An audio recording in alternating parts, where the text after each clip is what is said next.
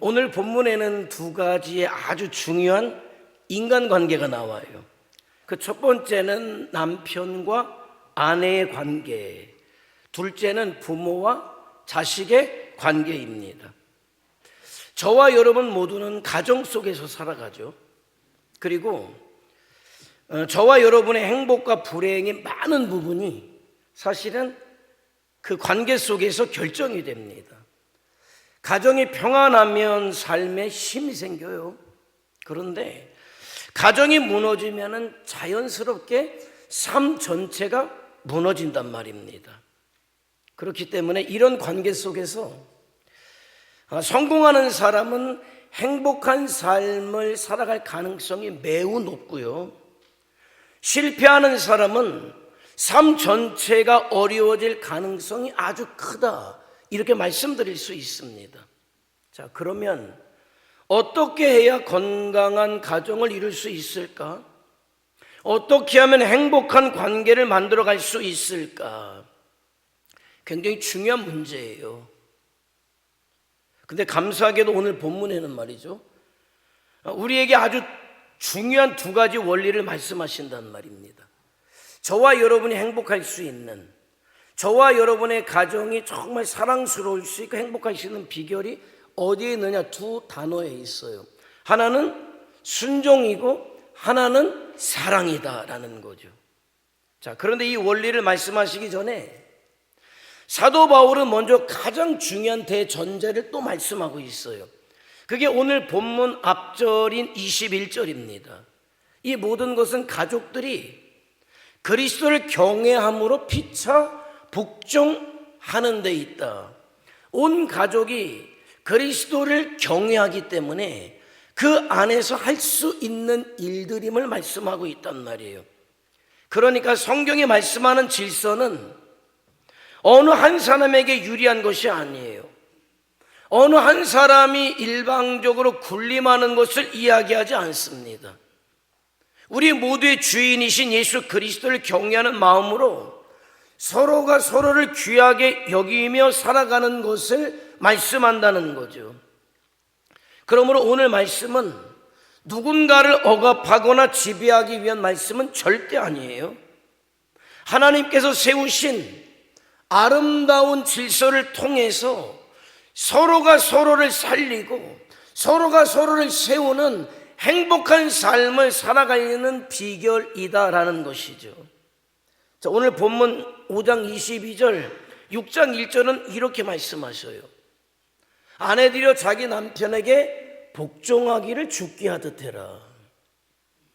또 1절은 뭐라고 이야기하냐면 자녀들아 주 안에서 너희 부모에게 순종하라, 이것이 옳다, 이렇게 말씀하죠. 자, 여기서는 복종과 순종이 나와요. 근데 이 두 단어는 사실 같은 뜻이에요. 그래서 공동 번역이나 새 번역에는 똑같이 그냥 순종이라고 번역했어요. 그러니까 아내는 남편에게 순종하고 자녀는 부모에게 순종하라라는 말씀이죠. 그러므로 저와 여러분이 건강한 가정을 세우기를 원한다, 행복한 가정이 되기를 원한다, 내 인생이 행복하기를 원한다라면 저와 여러분이 먼저 기억해야 될 것은 뭐냐? 순종하는 자세를 내가 가져야 한다는 거예요. 서로를 존중하고 하나님께서 세우신 질서를 귀하게 여길 줄 알아야 그 은혜가 흘러 들어오는 거예요. 그런데 그런 생각 많이 하잖아요. 지금도 아마 마음속에 이미 그런 생각을 하신 분이 있을 거예요. 순종, 좋은 말이지. 그런데 남편다워야 순종을 하지. 부모가 부모 역할을 해야 순종을 하지. 도무지 나에게 해준 것이 없는데 내가 무슨 순종을 할까?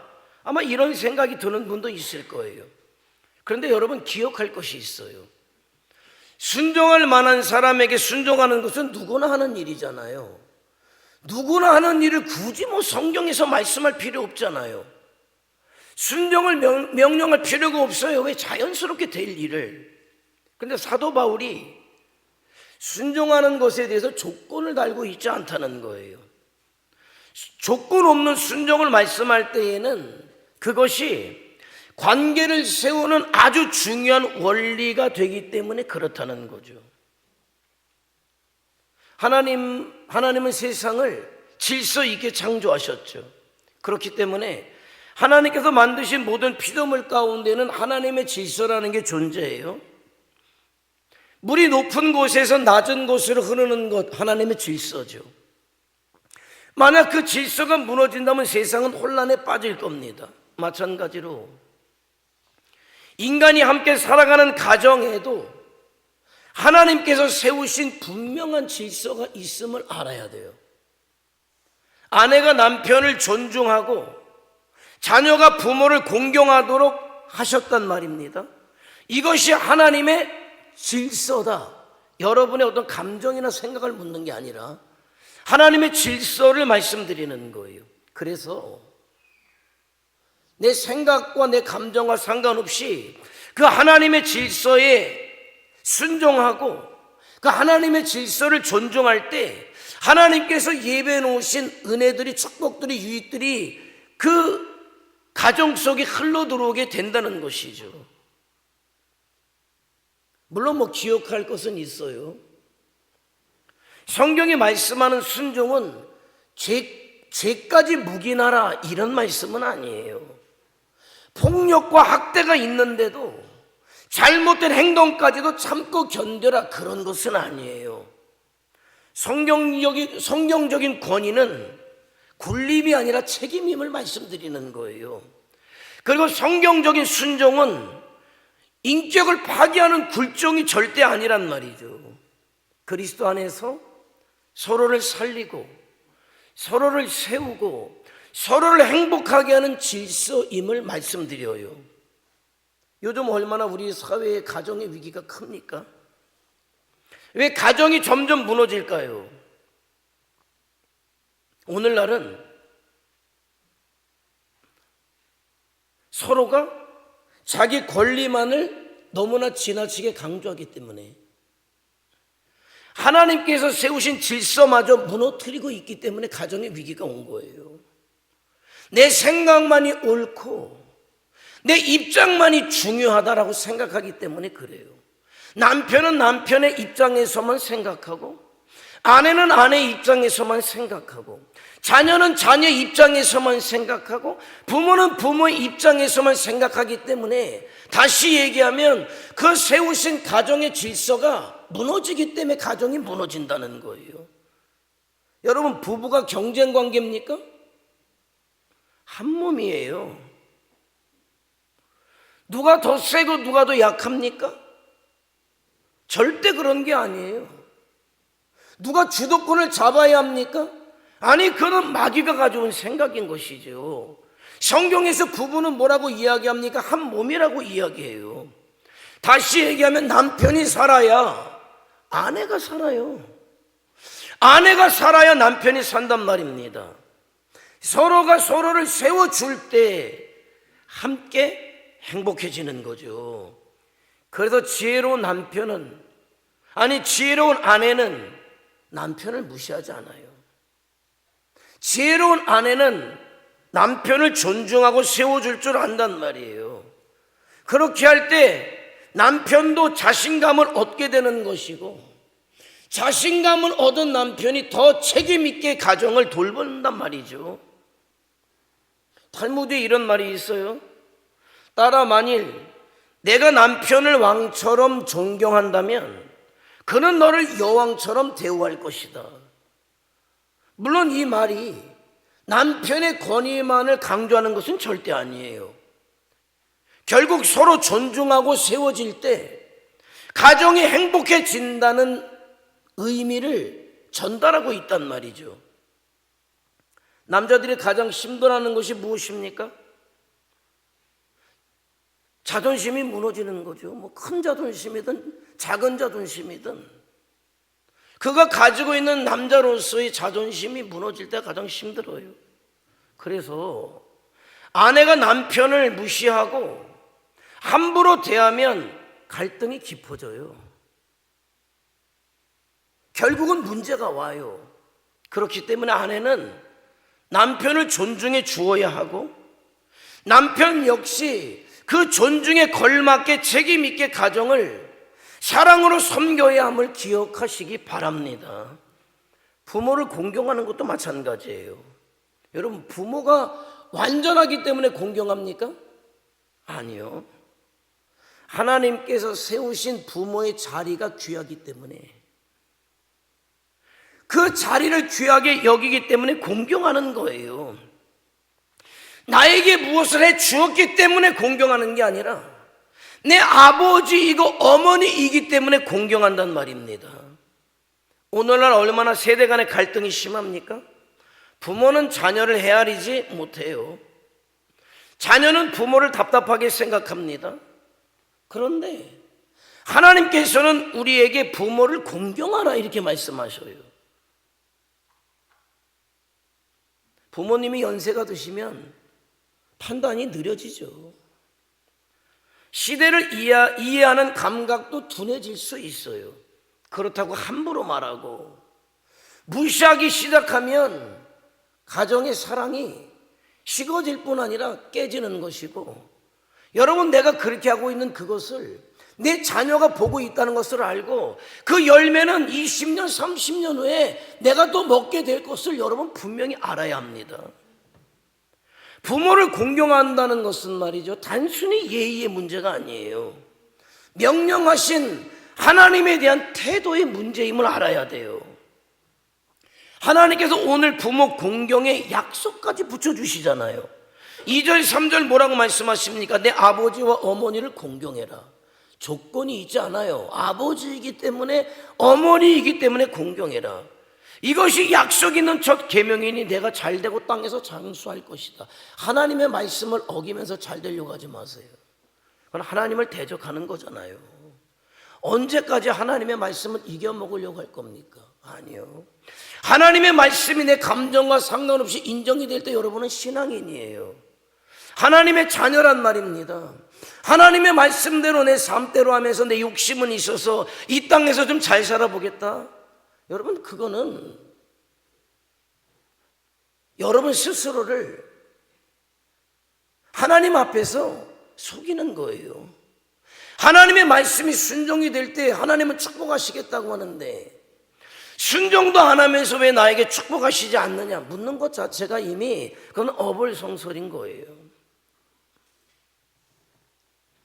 부모를 공경하는 가정에 틀림없이 하나님의 은혜가 머물게 되고, 그 부모를 공경함에 있어 베풀어 주신 하나님의 은혜가 대를 이어서 내가 나이가 먹어서 늙었을 때에도 내 자녀들이 그대로 나에게 본대로 배운 대로 그대로 나에게 한다는 사실을 알아야 된단 말입니다.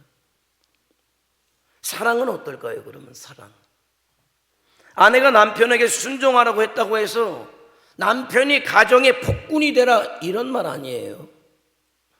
남편은 아내를 사랑으로 이끌어야 한다는 거죠. 본문 25절은 뭐라고 말씀하십니까? 한번 다 같이 읽어볼까요? 시작.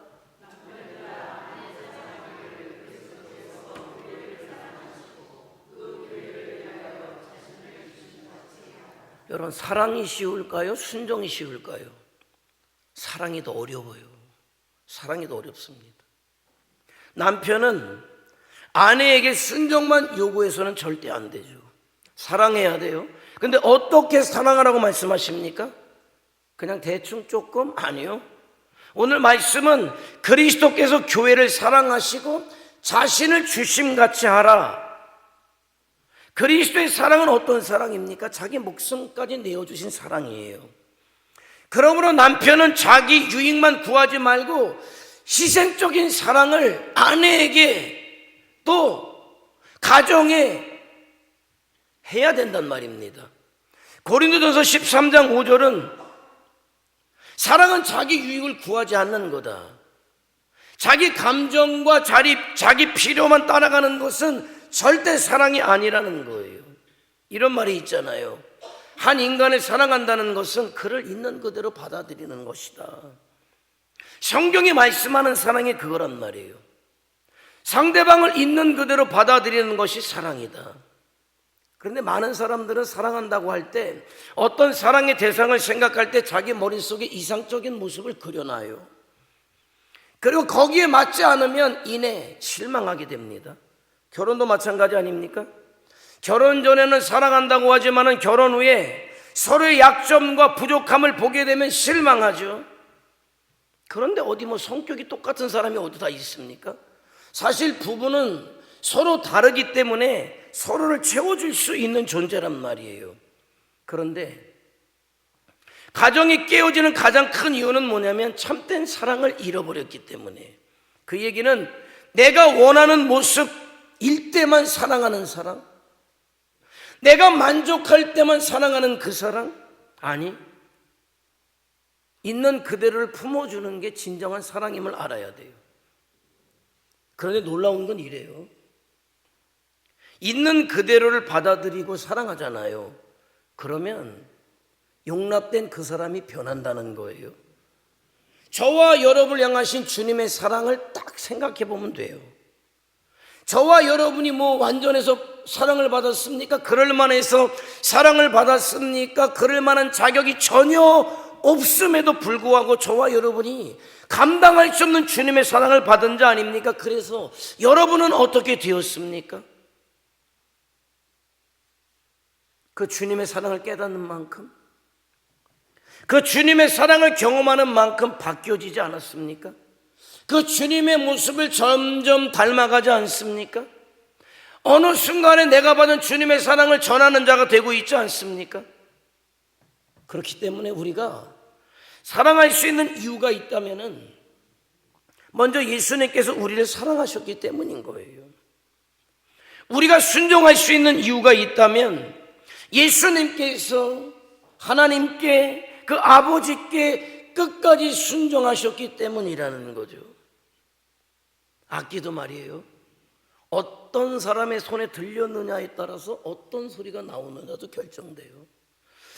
훌륭한 연주자의 손에 들려진 악기는 훌륭한 소리를 내요. 마찬가지로 사랑으로 품어주는 남편은 말이죠, 아름다운 아내를 세워가게 돼 있단 말입니다. 하나님께서 남자는 흙으로 만드셨고 여자는 남자의 갈빗대로 만드셨죠. 이거는 여자가 남자보다 못하다 이런 얘기가 아니에요. 여자가 남자의 지배 대상이다 이런 뜻도 아니에요. 갈빗대가 심장에 가장 가까이 있듯 서로 가장 가까이에서 사랑하면서 서로 살아가야 될 존재라는 의미가 거기 있단 말이죠. 그런데 많은 남편들은 말이죠, 그냥 물질적 필요만 채워주면 내가 다 했다 이렇게 생각해요. 그런데 사람은 물질만으로 행복하지 않아요. 특별히 가정은 말이죠, 돈이 사라질 때 위기가 오는 게 아니라 정말 위기는 사랑의 온기가 사라질 때 가정의 위기가 오는 거예요. 배우자는 말입니다, 돈만을 필요한 존재가 아니에요. 존중이 필요하고 관심이 필요하고 사랑이 필요한 존재임을 분명히 기억하시기 바랍니다. 여러분, 콩나물을 키워도 말이에요, 사랑하는 마음으로 물을 주는 것과 그렇지 않은 것에는 차이가 굉장히 나요. 똑같은 콩을 똑같이 했는데 하나는 사랑으로 키우고 하나는 그냥 물 줬어요. 사랑하면서 이쁘다 하면서 관심 갖고 키워준 콩나물은 얼마나 크게 자라는지 몰라요. 똑같은 콩임에도 불구하고 그냥 물만 찔끔찔끔 줬던 콩나물은요 얼마나 제대로 자라지 못해요. 식물도 사랑으로 돌보면 더 건강하게 자라는데 하물며 사람은 어떻겠습니까? 사랑은 메아리와 같아요. 내가 사랑하면 사랑은 돌아오게 돼 있습니다. 남편이 아내를 사랑하면 아내도 사랑으로 가정을 세우는 거예요. 그럴 때 가정에 평안이 오는 거죠. 행복이 찾아오게 된다는 사실을 명심해야 됩니다. 6장 4절은 또 이렇게 얘기해요. 또 아비들아, 너희 자녀를 노엽게 하지 말고 오직 주의 교훈과 훈계로 양육해라. 부모 역시 자녀에게 무조건 순종만 강요해서는 안 된다는 거예요. 어떤 부모들은 말이에요, 세상에서 받은 스트레스를 자녀에게 풀기도 해요. 화풀이 대상으로 삼아요. 그런데 왜 그 사람은 40년, 50년으로 생각하지 못할까? 여러분, 얼마나 지금 어르신들이 80대 어르신들이 60된 자녀들의 화풀이 대상이 되는지 몰라요. 요즘에요. 이게 지금 제대로 돌아가는 세상인지 어떤 세상인지. 예? 세상에서 안 풀리는 화풀이를 지 부모에게 80 노인에게 와서 하고 있어요. 근데 가만히 보세요. 그가 어렸을 때 그 자식을 그렇게 키우지 않았는지. 어떤 부모는 또 자기 욕심을 말이죠, 자녀를 통해서 이루려고 해요. 왜 자기도 못 이룬 것을 왜 자녀를 통해서 이루려고 합니까? 자기도 이루지 못했을 때는 그만한 이유가 있었을 것 아니에요. 기도해 주면 이룰 만하면 이루고 다른 길을 갈 만하면 다른 길을 가는 거예요. 왜 내 욕심을 내 자녀에게 채우려고 합니까? 그 또한 인격체인데 내 소유물입니까? 절대 내 소유물이 아니에요. 하나님께서 맡기신 사람이에요. 인격적 사람이에요.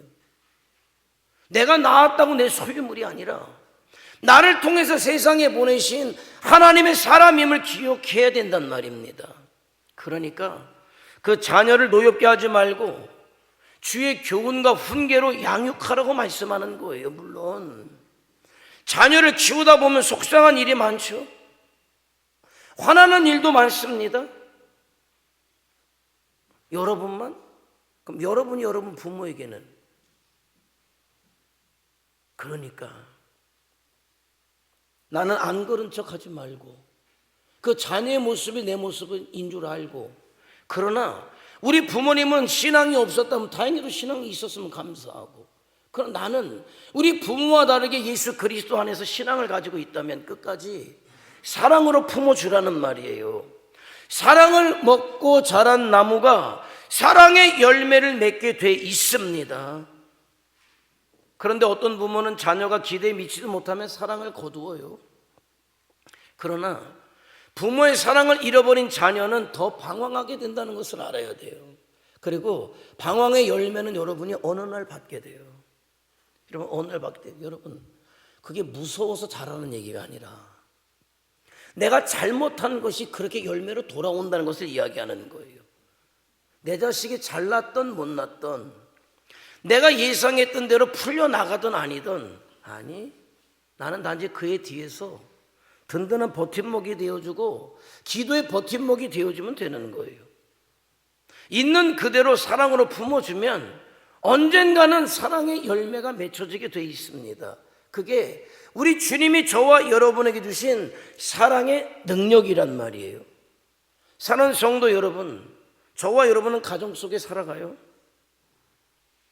반드시 기억하시기 바랍니다. 그 가정에는요, 하나님이 세우신 만큼 하나님께서 그 가정에게 허락하신 질서가 있다는 거예요. 그 질서가 무너지는 순간 불행이 찾아와요. 그러나 그 질서를 지키면 하나님 뜻 안에서 서로를 존중하고 서로를 축복하며 살아가면 하나님의 은혜가 그 가정 속에 임하게 된단 말이죠. 물론 우리 힘만으로는 어려워요. 우리 힘만으로는 순종하기 어렵고 사랑도 어려워요. 그래서 우리에게는 예수 그리스도 우리 주님의 은혜가 필요한 거죠. 날마다 기도할 때 순종할 수 있는 힘을 구하는 거고 사랑할 수 있는 힘도 구하는 거예요. 그런데 우리가 그렇게 주님을 끝까지 바라볼 때 주님의 사랑이 우리 안에 흘러 들어오게 되고, 우리가 주님을 바라볼 때 주님의 순종이 우리 안에 흘러 들어오기 때문에 내가 순종할 수 있고 주님의 사랑으로 또 사랑할 수 있게 된단 말이죠. 저와 여러분 모두가 가정의 달을 맞이하면서 제가 간절히 기도하는 건 우리 천진교 모든 성도들의 가정마다 정말 행복한 가정이, 축복된 가정이, 사랑이 넘치는 가정이 되기를 원하는 거예요. 부모는 부모 입장에서, 자녀는 자녀의 입장에서, 남편은 남편의 입장에서, 아내는 아내의 입장에서 너무나 행복한 가정이 되기를 원한다는 거죠. 그게 바로 우리 주님이 주인 되신 가정의 모습 아닙니까? 그렇기 때문에 저와 여러분이 주님의 사랑으로 사랑하고 주님의 겸손으로 순종함으로 가정에서 서로가 서로를 세워가고 서로가 서로를 축복되게 만드는 그런 존재로, 그런 복된 삶을 살아갈 수 있기를 원합니다.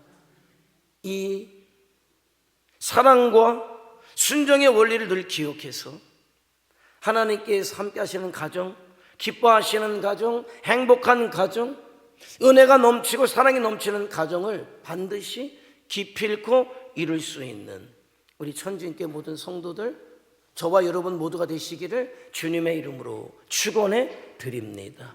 한번 기도하시겠습니다.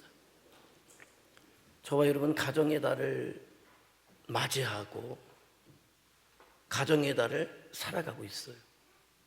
여러분의 가정은 행복하십니까? 여러분은 남편으로 행복한 남편이십니까? 아니면 아내로 행복한 아내이십니까? 부모로서 정말 행복한 부모입니까? 아니면 자녀로서 행복한 자녀입니까? 하나님의 뜻은 말이에요, 저와 여러분의 가정이 모두가 행복한 게 하나님의 뜻이에요. 그러면 하나님의 뜻이 이루어져야죠. 근데 왜 이루어지지 않았습니까? 혹시 하나님의 질서를 무시하지는 않았습니까? 그렇다면 돌이키길 원해요. 무너진 하나님의 질서를 다시 세우기를 원합니다. 하나님, 순종하며 사랑하며 그렇게 주님 주인으로 모심으로 우리 가정들을 세우겠습니다. 잃어버렸던 것, 놓쳤던 것 이제는 회복하게 하셔서 주님 안에 모두가 행복한 우리 천진교회 가정들, 또 믿음의 사람들의 가정이 되도록 그렇게 역사하시고, 그런 가정을 보면서 기뻐하신 하나님의 기뻐하심이, 영광 받으심이 충만케 하옵소서. 다시 주여 한번 부르며 통성으로 기도합니다. 주여, 전능하신 아버지,